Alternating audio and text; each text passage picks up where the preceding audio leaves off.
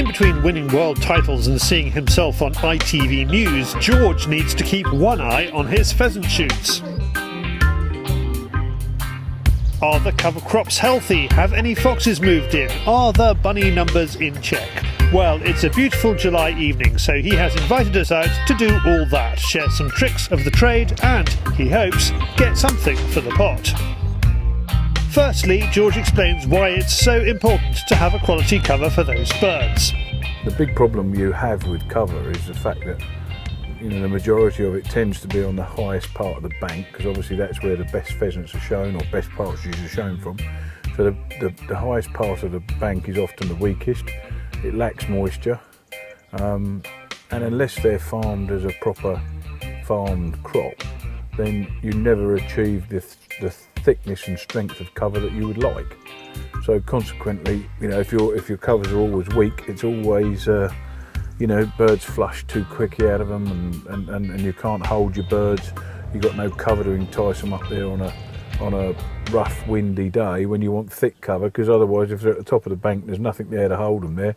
They'll stay down the bottom, and you never get your birds to the cover. So it's an ongoing process now that makes the shooting season and the best part of the shooting season good. To help protect those crops, we are after rabbits, and George finds a couple in the first field. He tries to shoot the one closest to the edge to push the other one back into the open ground. It works, sort of. By his own admission, George doesn't go in for gadgets and likes to keep it simple. So what grain bullet is he using? 17. It's about as much as I know about it. His rifle of choice is the Anschutz 17 HMR, and it has a pretty hard life. It's a little rifle, which is quite difficult to hold steady, but I can shoot it out the window of the truck, I can shoot it off here. If you've got a big heavy barreled rifle, you can hold it a lot steadier, but for me this is a perfect little rifle. The one thing I would say with 17s, shooting them as much as we do, is that we do tend to shoot the barrels out quite quickly. One of the reasons is the speed the bullet's travelling at, and with a silencer, they get hot in a sort of autumn and winter night when we're shooting, long rabbits with a 17, and the condensation where the barrel gets hot and then cools down quickly. The condensation tends to form in the silencer and the barrel, and that tends to corrode the barrel. And once the barrel's corroded, they're shot out. That's the problem we've had. When you do as much as we do, that's part of the game. George has a neat style of paunching the rabbits, but we will explain that later. And why does he have a duvet in the back of the Polaris? We get to the first of the shoot's cover crops, and he is happy with the way it is looking, even though we haven't had much rain. We've come out to look at the maize. We had some rain 2 days ago, which has obviously made a difference. As you can see, a nice even crop. And then if you come round, the crop gets weaker in here where there's the overhang from that oak tree. So we've got the oak tree there, overhang from it, and that would be moisture, purely and simply lack of moisture. And you can see here just an odd plant or two that have been eaten. The tops have been eaten just out here, and that tends to be fallow deer. I can put up with 1 or 2. If we get too many, then we'd have to electric fence it. Across the next field, George spots a fox cub, which also spots us. He tries to call it, but no Charlie. With the wheat doing well, he is confident that after harvest, he will be able to catch up with it. Content he's got the measure of this shoot, we move to the other. The sun is lower in the sky and the air is full of life. And because there is no windscreen on the Polaris, we are full of life too. Even with his eyes splattered with insects, George spots a fox sunning itself along a fence line. That's really made things successful tonight, whatever happens now. Just coming along here, and there's a fox less than 100 yards up the hedge, which I've just shot with a 17. Didn't have time to change, I didn't want it to go through into the fence into the ditch, and it's less than 100 yards from one of my main release pens, so yeah, really good result. There are some rabbits between us and the fox, so George picks off those too. Half-grown cub. These really are the sort of size of fox that, 1, get in the release pen, and 2, do huge amounts of damage. Cubs tend to kill and kill and kill and kill for fun. They don't really know any different. An older fox will kill for fun, but tends to kill and bury some and then take them back for the young ones. But that could do me a huge amount of damage. So very pleased with that. It is a summer evening to relish, and George fancies having a cuppa at one of his favourite spots. He has had an incredible competitive year, so does coming out here work as a cheap form of therapy?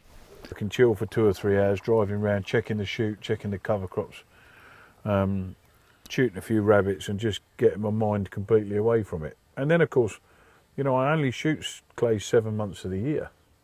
I don't shoot clays 12 months of the year, so I have 7 months full on and 5 months where I'm doing other things. And I think that complete 5-month break makes a hell of a difference. I would rather be here than anywhere else in the world, and that's saying something, because I've been to some nice places. Last month he arrived at a competition to discover that Martin Myers had straighted the 100 bird course. George went out and matched it, beating Martin in a shoot-off. How do you mentally prepare, knowing that one error will end your challenge? When you've shot 100 straight at a registered shoot, there doesn't deserve to be a loser, to be fair. Instead of shooting 100 bird competition, I shoot 101 bird competitions. Refreshed, George has one last port of call before we call it a night, his duck pond. The young mallards are vulnerable this early in their lives. When we turn the corner, there's a fox on the wheat pile. Then there are two.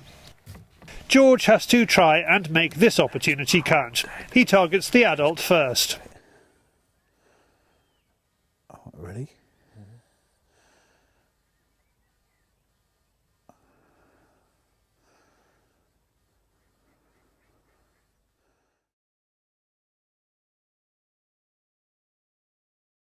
Just wait a little bit more broadside.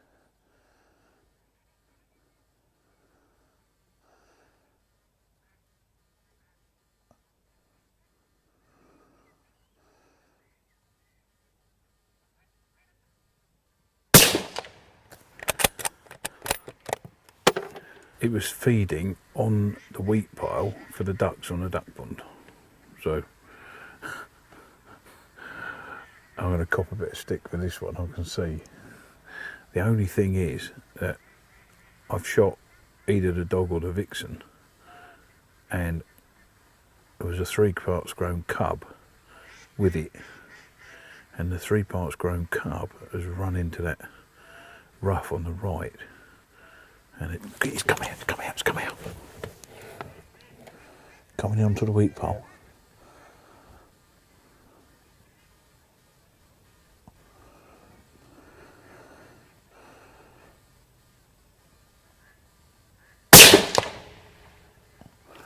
Now that is a result.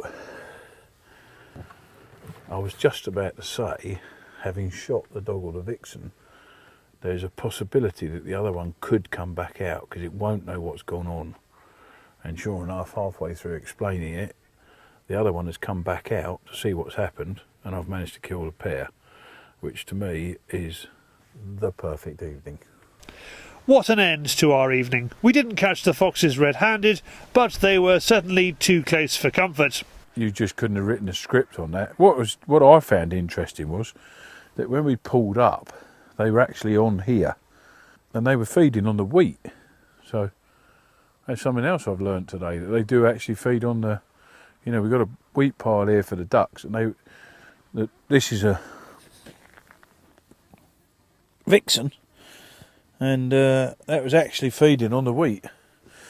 And then, having shot the vixen, because I could see this was being subservient to it, having shot the vixen,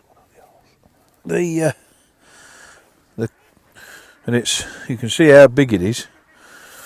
You know, it's three quarter towards full grown, that cub. You can tell by the fact that it's never had a winter coat and that sort of thing, but I knew that there was a very good chance that would come back out if we just sat tight. You know, a lot of people in that situation would have roared off and gone down there to see what they'd got, but by sitting tight we managed to get 2 instead of 1, which is which is a fantastic achievement for me. Very happy. All that's left to do is clean the rabbits, explain his paunching technique and say why he needs a blanket in the back. I put the duvet in there just so that it gives it a bit of padding. If we go over any bumps when we're driving to the shoot, you know, it just, although the rifles are in cases and they're in cases with sort of a woolen inside, it just gives that extra little bit. At the end of the day, we're here to do a job and do a good job. You can't do a good job if your rifle's out of sight. So it just gives a little bit of extra protection, and you know, it's easily washed. So I'll wash that tonight when the blood will come out. There's no problem at all. But it just gives that protection and gives me the confidence to know that when I get here, even if I've gone over a bump or two, my rifle's not going to be out. Basically, you know, I hold my knife showing about that much of the tip, and then just hold the back legs, touch it in here and go up to the chest cavity, which you know, lets the guts come to there, and then you take that out, get your fingers around the paunch, which is the bit right up in the front,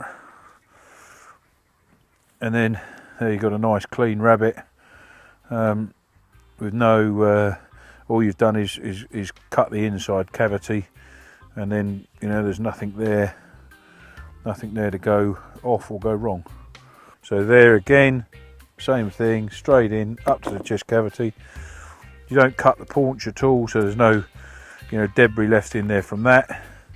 Everything comes out, because it's headshot, everything comes out clean. Yet another clean rabbit, another half, 3/4 grown rabbit, you know, beautiful eating rabbit. And then obviously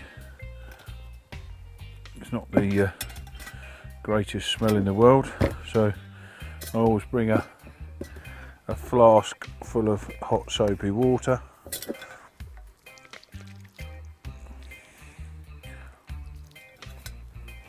Right, that is hot as well tonight. We've got a dozen rabbits and 3 foxes. Checked all the covers, which is good. Protected my ducks, and done a bit of good all round, really. A dozen bunnies and 3 foxes. George and his ducks can sleep sounder tonight.